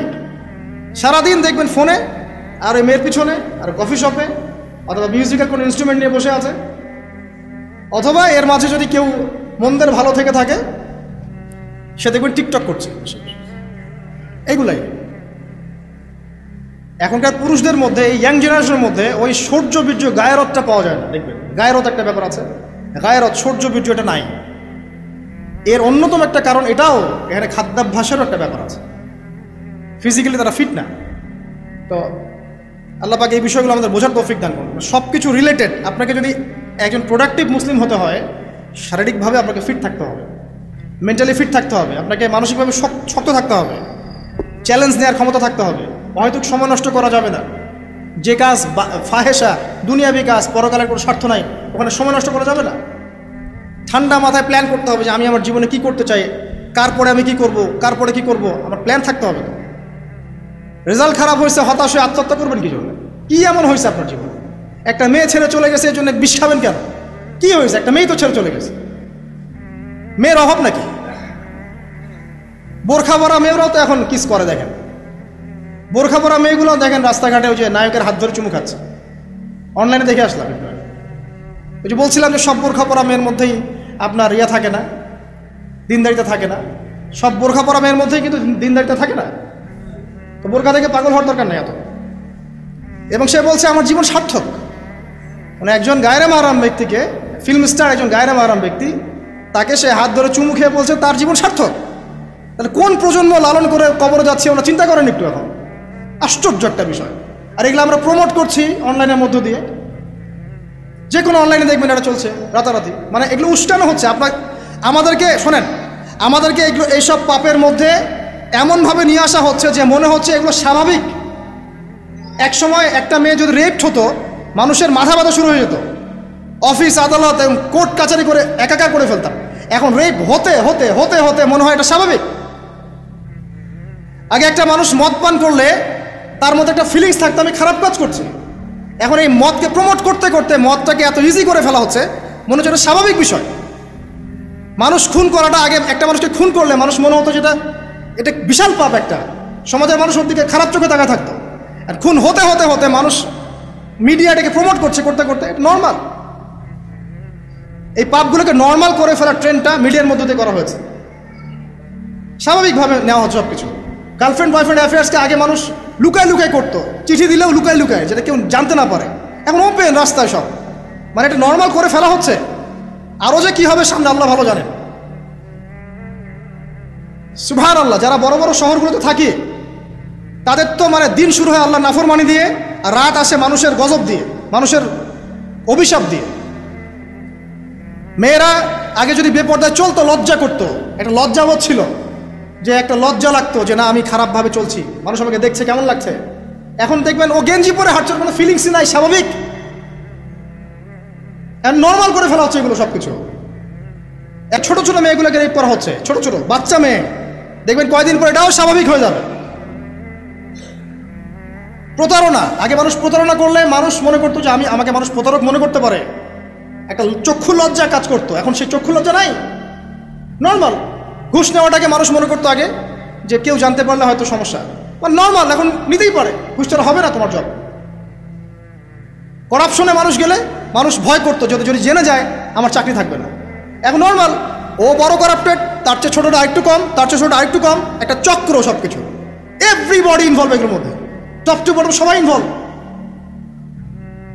এরকম সিচুয়েশনে আমরা কিভাবে দিন নিয়ে পালন করবো যদি সত্য না হই? সব চলে যাচ্ছে, আজ থেকে সব চলে যাচ্ছে। একটা সময় ছিল একজন মুসলিম ব্যক্তিকে অন্যায়ভাবে মেরে ফেলবে, একজন মুসলিম নারীকে অন্যায়ভাবে রেপ করবে, মানুষ চিন্তাই করতে পারত। একজন মুসলিম নারীর সম্ভ্রম বাঁচানোর জন্যে এই ভারতবর্ষে সশস্ত্র যুদ্ধ হয়েছে বিন কাসিমের নেতৃত্বে, একটা মেয়ের ইজ্জত বাঁচানোর ইস্যুকে কেন্দ্র করে। এখন লক্ষ লক্ষ মুসলিম মেয়ের ইজ্জত নষ্ট করা হচ্ছে, কারো কোনো ফিলিংস নাই, স্বাভাবিক। একটা রাষ্ট্রদূতকে হত্যা করেছিল তাবুক যুদ্ধের সময়, নবী সাল্লাল্লাহু আলাইহি ওয়াসাল্লাম 30,000 সৈন্য নিয়ে ধাওয়া করেছিলেন। এত বড় সাহস, আমার রাষ্ট্রদূতকে হত্যা করো? এখন সারা বিশ্বে লক্ষ লক্ষ মুসলিম হত্যা করা হয়েছে, কারো কোনো ফিলিংস নাই। মানে আমি বুঝাতে যাচ্ছি আপনাদেরকে, সব কিছুকে নর্মাল করে ফেলা হয়েছে। কয়দিন পর দেখবেন ছেলে নর্মালি বিয়ে করে ফেলবে। দেখেন এখন একটু চক্ষু লজ্জায় কাজ করে যে আমি সমকামী, মানুষ কি মনে করবে? আস্তে আস্তে দেখবেন এমন সময় আসবে ও মনে করবে যে নর্মাল। সব কিছুকে এই মিডিয়ার মধ্যে দিয়ে নর্মাল করা হচ্ছে। এসব মিডিয়াগুলো ইউজ করা থেকেও দূরে থাকা উচিত। আল্লাহ পাক আমাদেরকে হেফাজত করুন, আমিন। আসুন, ফজরের সালাতে কথা বলছিলাম, আমি অনেক দূরে চলে গেছি। জাস্ট পড়েন, ফজরের নামাজ পড়েন, সময়টা কাজে লাগান। আমি বলছি সময়গুলোকে কাজে লাগান। ফজরের পর খাওয়া দাওয়া করবেন, রাসূলের সুন্নাহ মতো খান, ইবাদত হবে ইনশাআল্লাহ। এরপরে আপনি কিছুটা সময় এক্সারসাইজ করেন, খেলেন, মাঠে গিয়ে খেলেন, কোনো সমস্যা নাই। ওই টিকটক চালানোর চাইতে, পর্ন দেখার চাইতে মাঠে গিয়ে খেলেন। মাঠে ফুটবল খেলেন আধা ঘন্টা, বা ক্রিকেট খেলেন, বা এমন কোনো খেলা খেলেন যে খেলাটাতে আপনার শারীরিক কসরত হচ্ছে, তাও খেলেন। অথবা এগুলোতে সুযোগ না থাকলে আপনি চলে যান জিমে গিয়ে জিম করেন, ফিজিক্যালি কাজ করেন। অথবা মাঠে গিয়ে আপনার বাবাকে সাহায্য করেন, আপনার বাবা যে গেছে মাঠে তাকে সাহায্য করেন। আল্লাহ পাক আমাদেরকে তৌফিক এনায়েত করুন, আমিন। ফিজিক্যালি ফিট থাকার চেষ্টা করা হোক। এরপরে আসেন, সকাল 10টার দিকে যখন চলে আসবো আমরা, তখন আমরা চেষ্টা করব 2 রাকাত চাশতের নামাজ পড়ার জন্য, বা সলাতুদ দুহা যেটাকে বলা হয়। সলাতুদ দুহা যে ব্যক্তি পড়বে তার রিজিকে আল্লাহর পক্ষ থেকে বরকত নেমে আসবে ইনশাআল্লাহ। এরপর কি করবেন? এরপর আমরা হয় কেউ যাব স্কুলে, কেউ কলেজে, কেউ হয়তো অফিসে, কেউ ব্যবসায়। আর আমরা এখন সবাই আমাদের এক কর্মক্ষেত্র যাব। যারা শিক্ষাক্ষেত্রে যাব স্টুডেন্ট হিসেবে, তারা চেষ্টা করব কি, আমরা চেষ্টা করব যে আমরা যে জ্ঞানটা অর্জন করছি এই জ্ঞানটাকে যেন ইসলামের কল্যাণে কাজে লাগাতে পারে। আপনি জেনারেল লাইনেই পড়েন আর মাদ্রাসা লাইনেই পড়েন, একই নাসিহাত। আর যারা মাদ্রাসা লাইনে পড়বেন, সকালবেলা উঠে মাদ্রাসায় যাবেন, তারা নিঃসন্দেহে আল্লাহর বাছাইকৃত বান্দা, সৌভাগ্যবান বান্দা। তাদের উচিত হবে না দিনের জ্ঞানটাকে দুনিয়ার জন্য ব্যয় করা। তাদের উপর বেশি দায়িত্ব পড়তে হবে যে তারা যেন দিনের জ্ঞানটাকে দিয়ে আল্লাহর জমিনে দিনটার প্রচার এবং প্রসার ঘটায়। আল্লাহ পাক তাদেরকে কবুল করুন, আমরা দোয়া করি। তো পড়াশোনা করতে যারা যাব আমরা এই চিন্তা করে যাব। যারা পড়াতে যাব তারাও চিন্তা করব যে এমন কিছু শেখাবো যেটা শিখলে আমার স্টুডেন্টের পরকালটা টিকবে, দুনিয়াতেও কল্যাণ হবে, পরকালটাও টিকবে ইনশাআল্লাহ। জেনারেল নলেজগুলো খুব ইম্পর্টেন্ট। ইসলামিক নলেজগুলোর সাথে সাথে আমাদেরকে অবশ্যই ইংরেজি বলেন, সায়েন্স বলেন, এই যে আপনার ম্যাথামেটিক্স বলেন, পলিটিক্যাল সায়েন্স বলেন, জিও পলিটিক্স বলেন, ইকোনমিক্স বলেন, মেডিকেল সায়েন্স বলেন বা ইঞ্জিনিয়ারিং বলেন, এগুলো পড়তে হবে, জানতে হবে। না জানলে আমরা কি করব? আমরা কিন্তু বহির্বিশ্ব থেকে ছিটকায় চলে আসবো, আমরা কিন্তু ওদেরকে চ্যালেঞ্জ করতে পারবো না। তো এই জন্য কোরআন সুন্নাহর জ্ঞানের সাথে এই জ্ঞানগুলোও লাগবে। অতএব যে যেখানে পড়াশোনা করছেন অনেস্টির সাথে পড়াশোনা করেন, আপনার জ্ঞানটাকে ইসলামের কল্যাণে কাজে লাগানোর চেষ্টা করবেন ইনশাআল্লাহ। এটা গেল এডুকেশন সেক্টর। যারা আমরা ব্যবসায় যাব, রাতে তাহাজ্জুদ পড়েছি, ফজর জামাতে পড়েছি, ইশরাক পড়েছি, এখন কি ব্যবসায় কি মাপে কম দিব? ওখানে ইবাদত নাই, ওখানে ব্যবসায় মাপে কম দেওয়া যাবে না। ওখানে গিয়ে কি আমি মাল মজুত করব? ওখানে গিয়ে কি আমি মালের মধ্যে পণ্যে ভেজাল দিব, মিশাবো? একজন সৎ এবং অনেস্ট ব্যবসায়ী, নবীজি বলছেন সাল্লাল্লাহু আলাইহি ওয়াসাল্লাম, একজন সৎ এবং অনেস্ট ব্যবসায়ী কিয়ামতের মাঠে নবীদের সাথে থাকবে ইনশাআল্লাহ। আর যারা মাপে ভেজাল দিবে, পণ্যে ভেজাল দিবে, অন্যকে ঠকাবে, নবীজি বলছেন মান ওয়াশানা ফালাইসা মিন্না, যে ব্যক্তি মানুষের সাথে ধোঁকাবাজি করে, প্রতারণা করে, মাপে কম দেয়, ঠকায়, মজুত করে, জনগণকে কষ্ট দেয়, গভর্নমেন্টকে চাপে ফেলে, এরা আমাদের উম্মতের অন্তর্ভুক্ত। অতএব ব্যবসা করলেই যে পার পেয়ে যাবে এমন নয়। ব্যবসা করতে হবে করার মতো আমানতদারিতার সাথে। অবশ্যই মাপ ঠিক রাখতে হবে, মজুতদারি করা যাবে না, আমাদের পণ্যে ভেজাল মিক্স করা যাবে না, কৃত্রিম সংকট তৈরি করা যাবে না। এগুলো যদি করেন তাহলে আপনার নাম যেমন উম্মতে মুহাম্মাদি থেকে কাটা পড়ে যায়, দুনিয়াতে আল্লাহর পক্ষ থেকে দুইটা আযাব আসে। এক হচ্ছে ওই জনগণের মধ্যে, ওই জনসমষ্টির মধ্যে দুর্ভিক্ষ নেমে আসতে পারে এবং বৃষ্টিপাত বন্ধ হয়ে যেতে পারে। আরেকটা হচ্ছে ওই জনগণের উপরে জালেম শাসককে আল্লাহ পাক চাপিয়ে দিবেন। এটা আযাব কাদের কারণে আসলো? এক শ্রেণীর ব্যবসায়ীর কারণে আসলো। কিছু কিছু মানুষের ফলে সারা নেশন সাফার করে। যেমন এই যে যারা দেখবেন অনলাইন অফলাইনের মধ্যে অশ্লীলতা ছড়িয়ে বেড়াচ্ছে, নোংরামি, ফাহেসা, বেপরদামি এগুলো ছড়িয়ে বেড়াচ্ছে, এদের কারণে সমাজের মধ্যে এমন সব রোগ ব্যাধি আসবে যেগুলো আগে আমরা নামও শুনি নাই। হাদিস। যারা মুসলিম সমাজের মধ্যে মানে বাদ্যযন্ত্রকে হালাল মনে করে নিবে, মদকে হালাল মনে করে নিবে, জেনাকে হালাল মনে করে নিবে, এইসব মানুষদের কারণে ভূমি ধসের আযাব আসবে এবং আকৃতি পরিবর্তনের আযাব আসবে। শেষ জামানার হাদিসগুলো পড়ে দেখেন। তো এখানে পাপ করছে এক শ্রেণীর মানুষ, ফলাফল ভোগ করছে সবাই। সো যারা ভালো মানুষ তাদের উচিত হবে এগুলোকে প্রোটেক্ট করা, ডিফেন্ড করা। আর আমাদের কাছে এরাই রকস্টার। যারা মুসলিম সমাজের মধ্যে বেপরদামি, অশ্লীলতা, ফাহেসা এগুলো ছড়িয়ে দিচ্ছে যে না এরা আমাদের আইডল, এখন ওদের পোস্টার বাসায় লাগিয়ে রাখে, ওদের সাথে একবার দেখা করতে পারলে জীবন সার্থক হয়ে যায়। আল্লাহর কাছে ওদের কি দাম আছে যতক্ষণ না তওবা করে ফিরে আসছে? একজন ভ্যান চালক, একজন ইমানদার ভ্যান চালক, রিক্সা চালক যে 5 ওয়াক্ত নামাজ পড়ে, সে আল্লাহর কাছে ওর চেয়ে অনেক বেশি সম্মানিত। ওই ভ্যান চালকের কাছে কি অটোগ্রাফ নেন আপনি? রিক্সাওয়ালার কাছে কি অটোগ্রাফ নেন? এইসব এই হ্যামিলনের বাসিওয়ালার পিছনে না গিয়ে এরা যুব সমাজকে টেনে নিয়ে যাচ্ছে অশ্লীলতার দিকে, ফাহেসা কাজের দিকে, বেফাস কাজ, কোনো পরকালীন কোনো স্বার্থ নাই। বিনোদনের নামে, সংস্কৃতির নামে এরা মানুষকে দিকে টেনে নিয়ে যাচ্ছে। আর আমাদের যুব সমাজ, তোমাদেরকে আমি আইডল দেখাবো ইনশাল্লাহ পরের লেকচারগুলোতে। খালিদ বিন ওয়ালিদ তোমার আইডল, আলী ইবনে আবি তালিব তোমাদের আইডল, মুহাম্মদ সাল্লাল্লাহু আলাইহি ওয়াসাল্লাম তোমার আইডল, ইমাম হুসাইন তোমার আইডল, মোহাম্মদ বিন কাসিম তোমার আইডল, তারেক বিন জিয়াদ তোমার আইডল, ওমর ইবনে খাত্তাব তোমার আইডল। আইডল খুঁজে পাও না তোমরা জীবনে আইডল খুঁজে পাও না? কাকে ফলো করবা? একজনের নাম বলবো, একজন অনলি, মুহাম্মদ সাল্লাল্লাহু আলাইহি ওয়াসাল্লামের পরে একজনের নাম যদি বলতে বলেন আমাকে, আলী রাদিয়াল্লাহু আনহুর জীবনী পড়ো যাও, আলী ইবনে আবি তালিব রাদিয়াল্লাহু আনহুর জীবনী পড়ো যাও, গিয়ে দেখো তোমার আইডল এখানে বসে আছে, লুকিয়ে আছে। তাদের আইডলের মধ্যে, তাদের মধ্যে ছিল ব্যক্তিত্ব, শৌর্যবীর্য, আনুগত্য, জ্ঞান, প্রজ্ঞা, দিন প্রতিষ্ঠার তামান্না, জিহাদ, এবং তারা বদর, উহুদ, খন্দক, খায়বার করেছেন। শেষ পর্যায়ে যখন তাদেরকে মৃত্যুবরণ করতে হয়েছে, তখনও তাদেরকে সামন থেকে কেউ আক্রমণ করতে পারে নাই, পিছন থেকে আক্রমণ করতে হয়েছে। বীরদেরকে কেউ সামন থেকে মারতে পারে না, পিছন থেকে মারতে পারে। আইডল খুঁজে পাও না তোমরা? মেসি তোমার আইডল, নেইমার তোমার আইডল, ওই যে বলিউড হলিউডের নায়ক নায়িকা তোমাদের আইডল, সুবহানাল্লাহ, বাংলাদেশের নায়ক নায়িকা তোমাদের আইডল।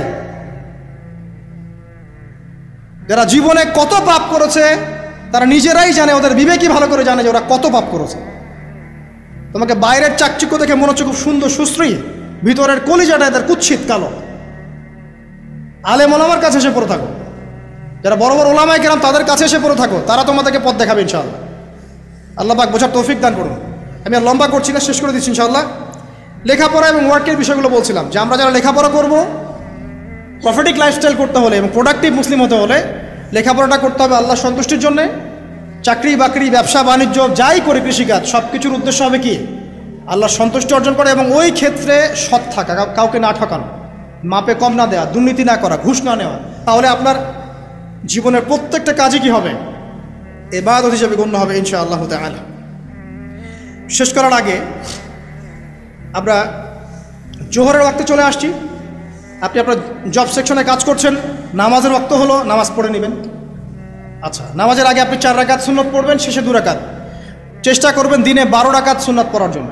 ফজরের আগে 2, জোহরের আগে 4, পরে 2, 6 আর 2 8, মাগরিবের পরে 2, এশার পরে 2। এই যে মোট 12 রাকাত সুন্নাত যে ব্যক্তি নিয়মিত পড়বে, জান্নাতে আল্লাহ পাক তার জন্য একটা ঘর নির্মাণ করবেন ইনশাআল্লাহ তাআলা। প্রতিদিন একটা ঘর, প্রতিদিন একটা করে ঘর আপনি পেতে পারেন মাত্র 12 রাকাত নফল বা সুন্নাত আদায় করার মধ্য দিয়ে। জোহরের ওয়াক্ত চলে আসলো, আমরা যেখানেই থাকি, স্কুলে বা কলেজ, ইউনিভার্সিটিতে বা চাকরি ক্ষেত্রে, নামাজটা পড়ে নেব ইনশাআল্লাহ। এরপর আবার কাজে যান, কাজ করেন, লাঞ্চ করেন, খাওয়া দাওয়া করেন। আবার খাওয়ার সুন্নাহ ভুলে যান না, 7 পেট না, 1 পেট খাওয়ার, 1 পেট পানি, 1 পেট ফাঁকা, এবং হাইজেনিক ফুড, ম্যানুফ্যাকচার্ড না। তারপরে যান, রেস্ট করেন, কাইলুলা যেটাকে বলে, 1 থেকে 1.5 ঘন্টা রেস্ট করেন, ঘুমান। তারপরে আপনি বিকাল সময়টা আবার আসরের নামাজ পড়েন, আপনার কর্মক্ষেত্রে কাজগুলো সারেন। সন্ধ্যায় আপনি আবার বাসায় ফিরে আসবেন। সন্ধ্যায় বাসায় ফিরে আসবেন, ফিরে আসার পরে মাগরিবের সালাত পড়লেন জামাতে। পড়ার পরে বিকেল টাইমটা, মাগরিবের আগে বিকেল টাইমটা আপনি ঘুরতে যান, পরিবারকে সময় দেন, বাচ্চাদেরকে সময় দেন, একটু দিনী ভাইদের সাথে বসেন। ওই সময় যদি কোনো হালাকা অ্যারেঞ্জ করা যায়, মসজিদ ভিত্তিক তালিমে বসেন, 2টা হাদিস পড়েন, কোরআন দার্স নেন, বা অনলাইনে কোনো লেকচার শুনেন বা বই পড়েন, কিছু একটা করেন। আর পরিবারকে সময় দেন। পরিবারকে সময় দেওয়ার পর মাগরিবের ওয়াক্ত হয়ে যাওয়ার পরে, মাগরিবের নামাজ শেষ, ফজরের পর আপনি যে আমলগুলো করেছেন মাগরিবের পর, সেই আমলগুলো আবার করতে হবে, সেম কাজ। এভাবে করতে করতে দেখবেন 1 ঘন্টা চলে গেল। বাসায় গিয়ে আপনি পরিবারকে সময় দেন, আপনার অফিসের কাজ, হোমওয়ার্ক, স্কুলের কাজ, ইউনিভার্সিটির কাজ, এগুলো শেষ করেন। শেষ করার পরে আপনি রাতের খাবার খেয়ে নেন, খেয়ে নিয়ে আবার চলে আসেন মসজিদে, এশার নামাজ পড়েন, পড়ে বাসায় গিয়ে জাস্ট ঘুম, আর দেখা দেখি নাই। তখন আপনি আবার দেখবেন ফজর ওই 4টা 3টে উঠতে পারবেন, তাহাজ্জুদ পড়তে পারবেন, ফজর পড়তে পারবেন, আবার আপনার দিনটা লম্বা হবে ইনশাআল্লাহ। এভাবে 1 দিন 2 দিন না, সপ্তাহে 7 দিন, মাসে 30 দিন, বছরে 365 দিন যখন এই প্রজন্ম কাটাতে পারবে, আমরা কাটাতে পারবো, তখন আমাদের মুখে মানাবে দিন ইসলাম প্রতিষ্ঠার কথা। তার আগে আমাদের মুখে এসব কথা মানায় না। এখন আমাদের মুখে এসব কথা এখন মানাচ্ছে না, কারণ আমরা তো আমলই করছি না। আমাদের ঈমান আকীদা ঠিক নাই, আমাদের প্রফেটিক লাইফস্টাইলই তো নাই, নবী সাল্লাল্লাহু আলাইহি ওয়াসাল্লামের মতো লাইফস্টাইলই তো নাই আমাদের। তাহলে আমাদের দ্বারা কেমন করে দিনের পতাকা আল্লাহর জমিনে প্রতিষ্ঠিত হবে বলেন তো দেখি। এভাবে যখন একটা উম্মাহ গড়ে উঠবে, খুবই ডিফিকাল্ট এটা, কিন্তু অনেক বড় চ্যালেঞ্জ। আমি এটাই সবচেয়ে বিগ টাস্ক এখন, যে এই আমরা যারা আছি, আমাদের ইয়াং তরুণ প্রজন্ম, আমাদের মা বোন, বাচ্চা কাচ্চা এবং আমাদের বৃদ্ধ, সবাই মিলে যখন এইভাবে মুভ করবে, তখন দেখবেন একটা জাতি সকাল থেকেই সজাগ, সকাল থেকেই জাতি সজাগ। যেমন একটা চমৎকার একটা আইন করা হয়েছে না, রাত 8টায় সব বন্ধ, খুবই ভালো। কেউ অ্যাপ্রিসিয়েট করুক না করুক, আমি শুরুতেই বলেছি আলহামদুলিল্লাহ, খুব ভালো। অ্যাটলিস্ট এখন 10টায় ঘুমাতে পারবো, তারপরেও দেখবেন 3টার আগে ঘুমাচ্ছে না। কিন্তু আপনি মদিনায় গিয়ে দেখবেন ফজরের পর থেকেই সব কিছু লাইভ, স্কুল, কলেজ, দোকানপাট, অফিস সব ওপেন। কারণ আমাদের উম্মত, এই উম্মতের জন্য ফজরের পরের সময়টাতেই বরকত রাখা হয়েছে। যে সময়টা আমরা পাই না, আমাদের সকাল হয় 11টায়, আমাদের সকাল হয় 10টায়, কর্মক্ষেত্র শুরু হয় 10টায়। এই জন্য সকাল ওই যে 5টা থেকে 10টা, এই বরকতটা আমরা পাই না। এভাবে যদি আমরা নিয়মিত 24 ঘন্টা কাটাতে পারি, ওই যে আয়াতটা প্রথমে বলেছি, ওয়ামা খালাকতুল জিন্না ওয়াল ইনসা ইল্লা লিয়াবুদুন, আমি জিন এবং মানুষকে শুধুমাত্র আমার ইবাদত করার জন্যই সৃষ্টি করেছি। এই আয়াতটার হক আদায় হবে ইনশাআল্লাহ। ব্যক্তি জীবন সুন্দর হবে ইনশাআল্লাহ, আমাদের পরিবারগুলো সুন্দর হবে ইনশাআল্লাহ, আমাদের যুব সমাজ একটা গতি পাবে, হ্যাঁ, এবং তারা প্র্যাকটিক্যাল বাস্তব বিষয়গুলোকে নিয়ে ব্যস্ত থাকবে, অবাস্তব অলিক জিনিসগুলোর পিছনে ছুটবে না। আমাদের সমাজটা সুন্দর হবে ইনশাআল্লাহ। আস্তে আস্তে দেখবেন উম্মার একটা বড় অংশ ইনশাআল্লাহু আযজা ওয়া জাল আগামী দিনগুলোতে দিনকে এগিয়ে নেওয়ার জন্য এবং দিনকে আল্লাহর জমিনে প্রতিষ্ঠার জন্যে শক্তি, মেধা, মনন, তাদের এনথুজিয়াজম সব কিছু আল্লাহর সন্তুষ্টির জন্য ঢেলে দেওয়ার প্রয়াস পাবে ইনশাআল্লাহ তাআলা। তার আগ পর্যন্ত আসলে এগুলো শুধুমাত্র তাত্ত্বিক কথাবার্তা বলে লাভ নাই। প্র্যাকটিক্যালি যখন আমরা এগুলো করতে পারবো ইনশাআল্লাহ তাআলা, তখন দেখবেন সবার মধ্যে একটা ইমানের চেতনা জাগবে, ইমানি চেতনা জাগবে, আমল করার স্পৃহা বাড়বে, ঐক্য বাড়বে, কমিউনিটি বাড়বে, এবং আমাদের হৃদ্যতা বাড়বে, অ্যাক্টিভিটিস বাড়বে, হায়াতেও বরকত হবে, রিজিকেও বরকত হবে, দুনিয়া আখিরাত ইনশাআল্লাহ ভালো হবে। এবং দেখবেন অ্যাজ এ নেশন আমরা সবাই ভালো করবো ইনশাআল্লাহ তাআলা। বিশ্বের বুকে আমরা মাথা তুলে সত্যিকার অর্থেই দাঁড়াতে পারবো ইনশাআল্লাহ তাআলা। আল্লাহ পাক আমাদের সবাইকে তৌফিক ইনায়াত করুন, আমিন।